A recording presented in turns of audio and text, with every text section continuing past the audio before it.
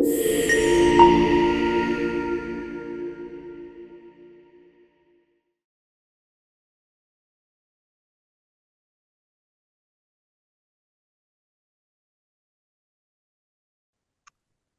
everybody. Welcome to the IFAMA 2024 Virtual Symposium. It's my great pleasure to introduce our next presenter, Katie Henderson, who is currently a doctoral candidate in Marketing Department at the University of Auckland in New Zealand Business School. Her research is focused on exploring food technology acceptance and adoption. Broadly, her research interests are business innovation, sustainability, consumer behavior, and stakeholder engagement. Prior to beginning her doctorate, she worked as a research assistant at Plant and Food Research in the Stakeholder and Consumer Intelligence team. She holds a Master's of Marketing distinction from the University of Otago, where she investigated consumer perceptions and behaviors regarding alternative proteins.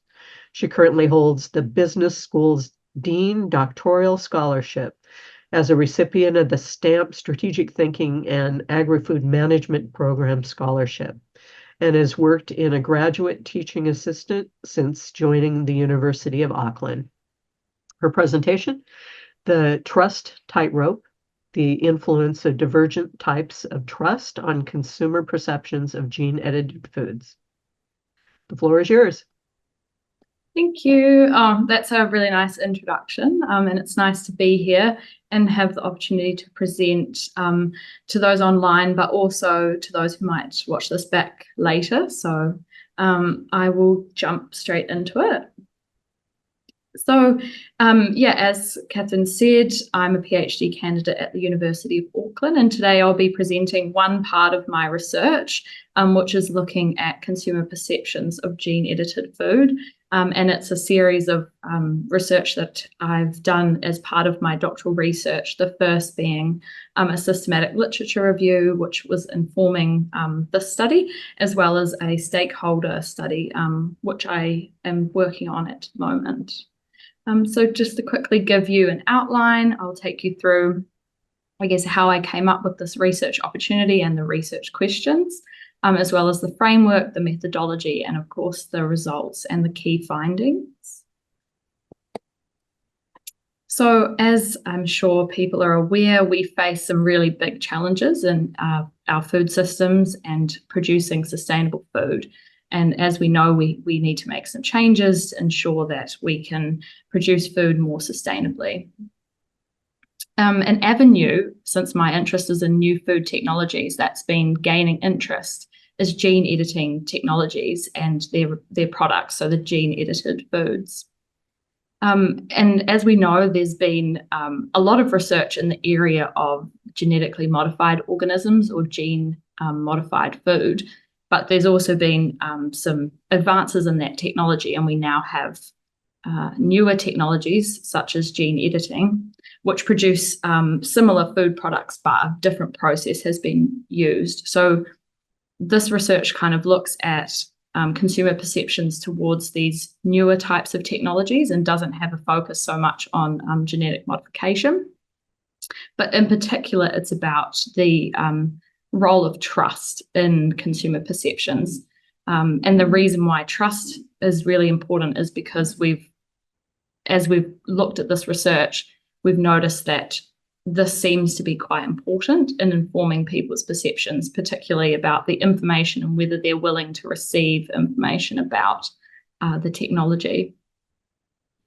It's also because we know that increasing consumer knowledge doesn't always mean that consumers are more willing to accept something. So maybe about 10 years ago, there was quite a large focus on consumer education, and there was sort of an assumption that the more knowledge or information you gave to people, the more willing they would be to accept the technologies.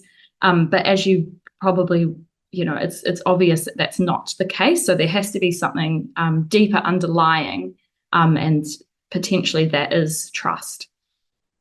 So there has been a lot of research looking at institutional trust, and we know that it's important in this research area.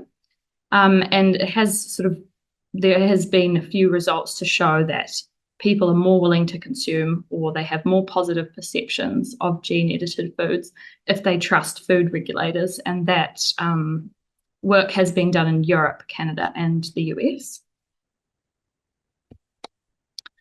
So with that background, the research opportunity that I saw was that we don't really understand yet how trust is forming towards the actors involved in gene-edited food. So there's a lot of actors in the food chain that it takes to produce a gene-edited food product, including, your scientists, your regulators, retailers, so all of those food chain actors.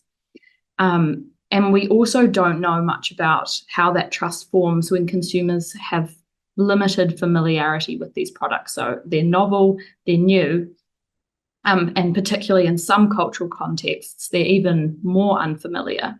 So we focus specifically on that context of low familiarity. As well, again, like I said before, there's been a big focus on institutional trust. So instead of focusing solely on institutional trust, we also wanted to explore other types of trust. So that's institutional trust, and also entire food chain trust, and how that might influence consumer perceptions towards these products. So with that, the research questions were as follows. So how does trust towards actors involved in gene editing technologies and gene edited foods form, particularly under these conditions of low familiarity? And how is trust in these actors influenced by different types of trust, and as well the interactions between actors and the entire food chain? So I have a theoretical framework which informed this study. That was, of course, the theory of social trust. And this is a pretty big, chunky social theory that has many iterations and many definitions and many ways that it's been conceptualized. But sort of at a basic form, trust is a willingness to accept a degree of risk with other parties involved regarding a certain outcome. And trust has sort of been put into two different groups, which I've already mentioned, is that institutional trust and interpersonal trust. And institutional trust is a higher level of trust that exists in sort of an abstract entity, say the government, but there's also other categories. So a more direct thing like a retailer or an NGO. Whereas interpersonal trust is a much closer form of trust where you are in close proximity and you know the person well. So that's interpersonal trust is one you might create with a friend or a family member. And of course, based on those definitions, institutional trust, considering the food chain is quite a complex and expanding industry, there's much more focus on institutional trust because of the complexity of our food chain, and we're no longer getting, food from our neighbour, perhaps, or from, our local areas as we might once have. So that's why institutional trust, and particularly again in relation to food technologies, has been the main focus of research so far. Also important to note is that research has shown that food, like trust in food, is mediated through the food system actors. So consumers are having trust in the actor providing the food product rather than the actual food product itself. And that's obviously to do with things like food safety and other attributes, and whether those are correct about the food product. So the reason why that's important to understand as well is that we know that different types of trust are impacting perceptions of food. So things like food certification and organic food have shown that it's not just institutional trust that's impacting perceptions, it's also the entire food chain trust. You can understand how that makes sense in terms of a food certification. It's not just about one actor. So that sort of informed my research as to why I'm looking at these different types of trusts and not just institutional. So in terms of the methodology, I used a qualitative approach, which is well suited for sort of understanding trust because it's a social and relational phenomenon. We did 9 focus groups in last year. So there was a total of 44 participants, and they each had sort of 5 people, and these were on the smaller scale, and the fact that they were 5 participants because it was an online group, which means that controlling the group in an online setting, you need a slightly smaller number. And everyone was over 18, and they were New Zealand. So they were New Zealand consumers, and they had to be a primary or shared food purchaser in the household. And then I used thematic analysis to analyze that data. So looking forward into the results, these are sort of some descriptive results that I developed, before the sort of qualitative themes that came out. Because we were looking at trust, it was important to understand, what awareness and knowledge they had of this technology in food production. And as you can see, most people had some awareness, but they didn't feel knowledgeable about it. And there was a number who had no awareness at all. So they'd never heard of the technology. And that comes into that familiarity piece about, how familiar are people with this technology, and how does that have a role in trust and how it's formed. The other picture or image in the slide is a word cloud of the sort of perceptions that came into consumers' minds when they were first told about what we were going to talk about. So the focus groups used a method where they didn't know exactly what we were going to talk about, and then the ideas were slowly introduced to them. So this word cloud was developed to try and get, I guess, like first-hand perceptions before they'd had time to sort of process. So it's those deeper top of mind things that came up. And as you can see, we had words like harmful, scary, but also things like potential and safe. So sort of mixed perceptions there.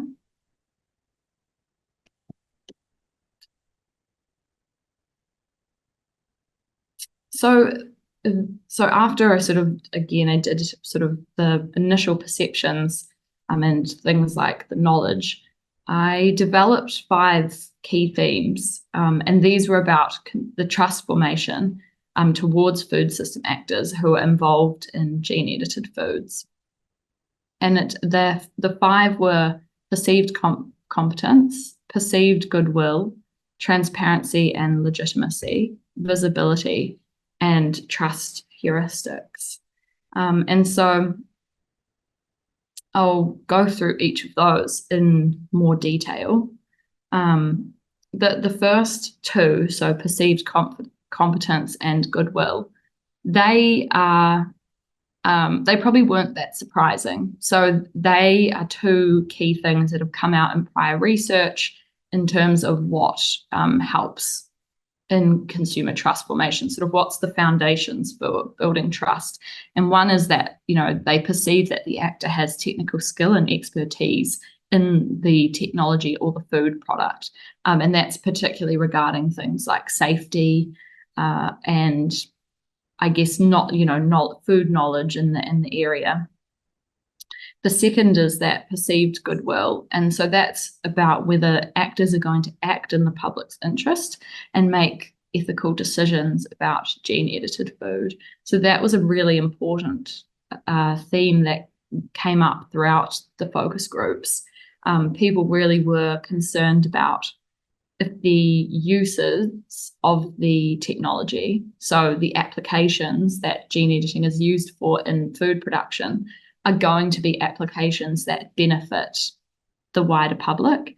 and not just the company that is applying the application, or even in some cases, individual consumers. So what we did find, and again, this is in a New Zealand consumer group, and I can talk about, I guess, how that relates to other contexts or other cultural contexts. There really was an interest in things that could have wide public good.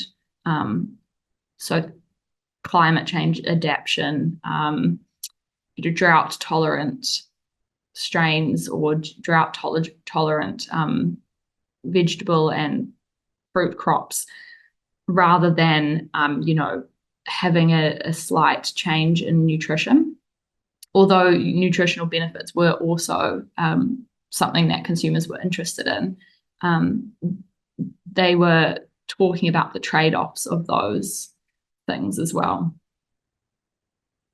In terms of transparency and legitimacy, that really was about whether actors are seen to be open and honest about gene-edited foods. So this is about things like labeling. So in particular, almost all the consumers that we spoke to thought that these products should be labeled in some capacity, or at least the information should be easily accessible in terms of whether the technology had been applied to a food product. So that, again, was a major finding and is supported by previous literature, in that it's quite common consumers say that they would like to know that this technology has been used. That leads into the next theme, which is visibility. And this isn't so much about if the information is available, it was more about how the information was presented. And so that was about the visibility of the actors involved in gene-edited foods.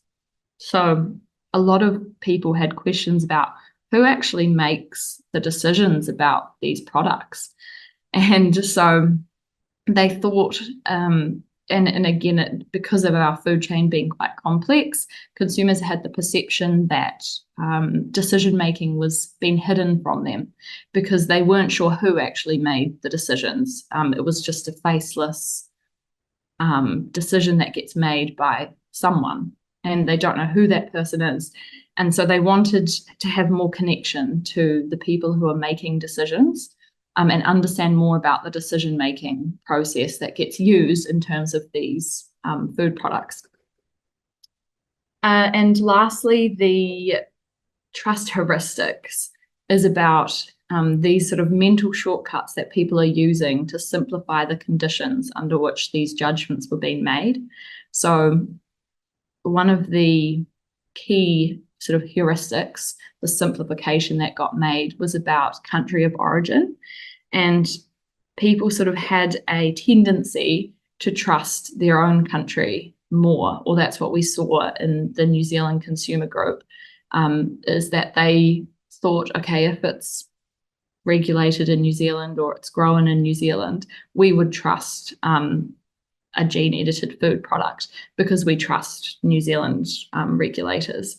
And they were sort of using that as a shortcut to bypass, a lengthy decision-making process or a trust judgment process.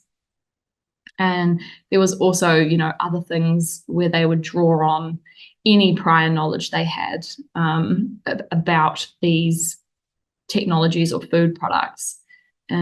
Because they were so unfamiliar with them, they really had to go back to the only thing that they might have had a link to or an understanding of, and that was really informing their decision. So the thing that was top of mind or most salient to them, which it might have been something to do with, there was quite a lot of things about Netflix documentaries. Oh yes, I remember hearing about that in a Netflix documentary, and that's the only thing I know. So that really informed their decision making.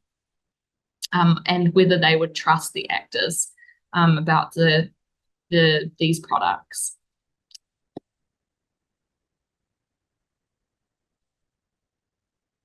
So just to summarize, I don't know how much time I have. I've got a few minutes, I think.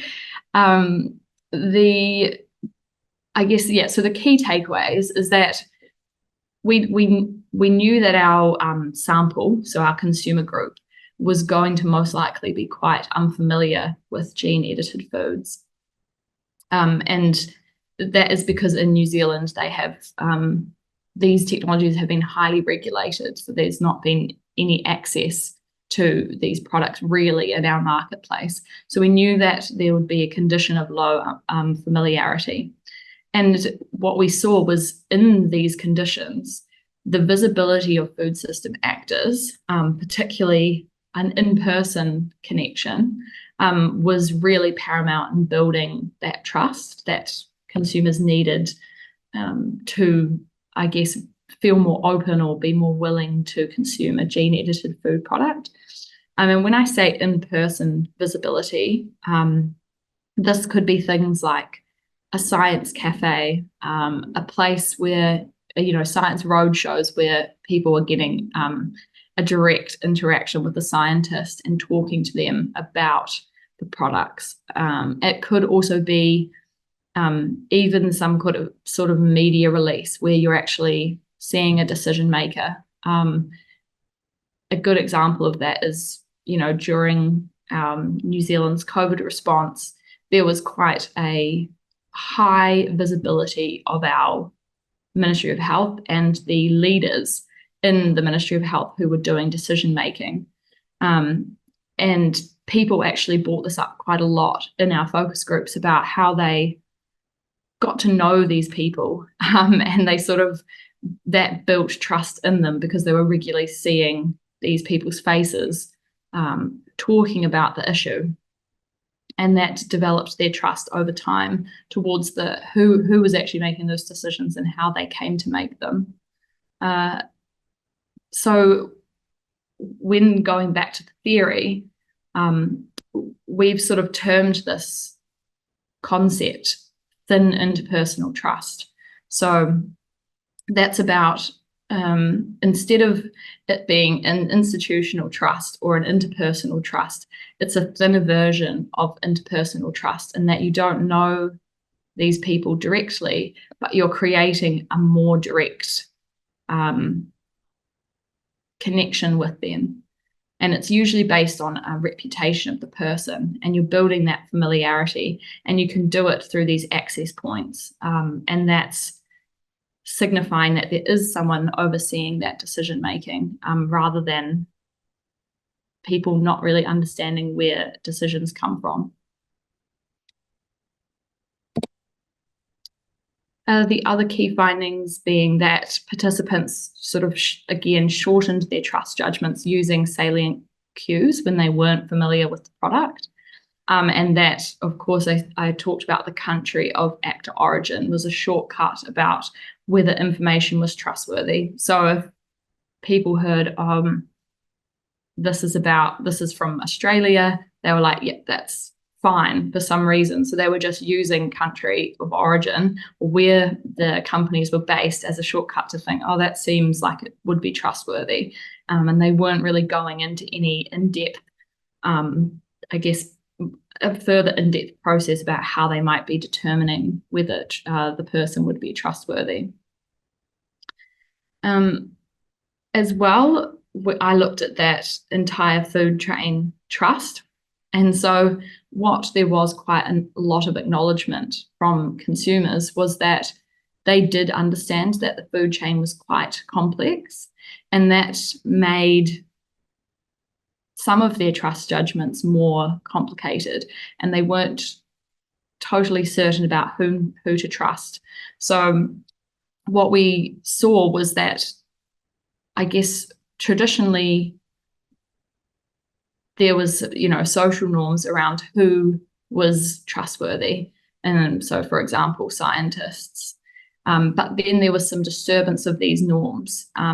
For example, a scientist being associated to industry in some capacity, which meant people sort of weren't sure whether they were still a trustworthy actor. So since we have a very complex food chain, there's definitely some perceptions there from consumers about whether certain actors that are associating with each other means that there's a change in how they trust these groups.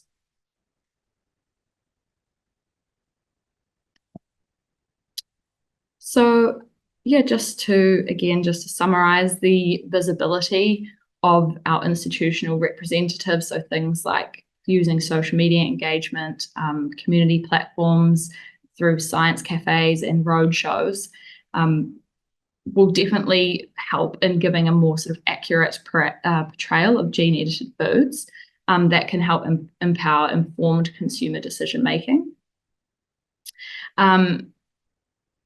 And again, as I mentioned, in considering how public and private partnerships can influence consumer trust. So these are, of course, really important in our sustainability transitions, but something we haven't really thought about is how do these partnerships influence trust from that consumer angle, because it sort of is disrupting a traditional norm of how people are perceiving an actor as trustworthy. So that's something to be aware of.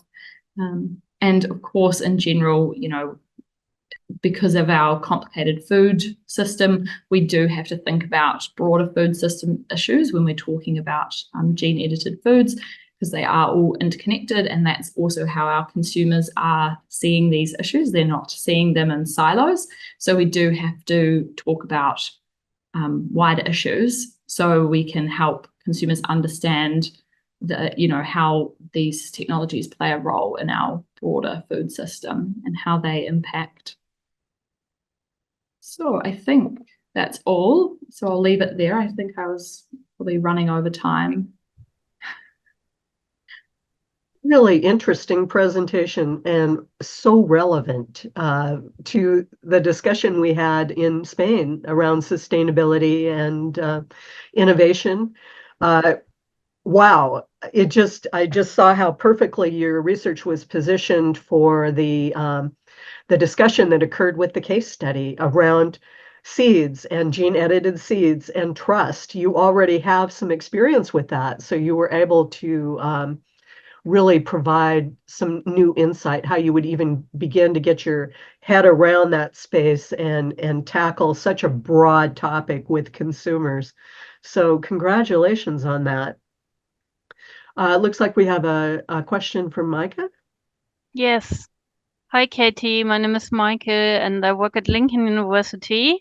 And I have a question regarding, did you differentiate when speaking to your consumers between New Zealand versus export products? So I guess yes and no. So that I didn't specifically ask them about any type of food product in particular. It was more just broader perceptions. But I think to answer your question, I think what I saw in my focus groups was that in general, food products that were domestic were trusted more than an imported product. Mm-hmm. Well, I wasn't that surprised about your results regarding Australia, because, I mean, after all, in New Zealand, we have the same food, in part, the same food chain, same food retailer, Woolworths. So I think that was more just a general explanation. So basically, what consumers were doing was they were like, okay, here's some information about gene-edited foods. And then they were like, oh, what country is that information coming from? And they were particularly not sure about information coming from the United States. But they were like, okay, Australia and the UK is fine. So they were just generalizing about what country the information was coming from and whether they trusted, I guess, like the system of the food regulation in those countries from their perspective. Thank you. My other question is related to your focus groups. So did you have any criteria how you apart from the ones that you have shared that were qualifying people to participate, but did you have specific consideration how you set up your focus group? For instance, separations according to gender, or anything that considered focus group dynamics? So not particularly. So I was trying to get, I guess, a broad-ish group of consumers. And again, part of the reason they were online was to get people from different regions, and my access to all the regions in New Zealand was limited by funding and things like that. Because I looked at, I guess, primary food shoppers, I did end up having a sample which was quite skewed towards women, which potentially is not unsurprising, as women are still doing a lot of the food decision making in households. And I did consider, I guess, splitting the groups up based on other aspects, but it just didn't work out in that way in the end. So they were just general groups. Thank you. Thank you. All good. Well, we're almost out of time, but one more question for you. So where do you see being future research areas that you want to explore with this? Yeah, I sort of thought more about the information. I guess what the right word would be, yeah, how information is presented in terms of using different actors, and probably some kind of experiment would be useful for this. So this might inform some experiments going forward in terms of how information is presented and testing, I guess, the theoretical implication of my study in being this thin interpersonal trust, and whether that is actually having an impact on the trustworthiness of actors and the information that they're seeing about the technologies or the food products. A lot of work to do in that area for sure. Thank you very much for presenting with us. Thank you.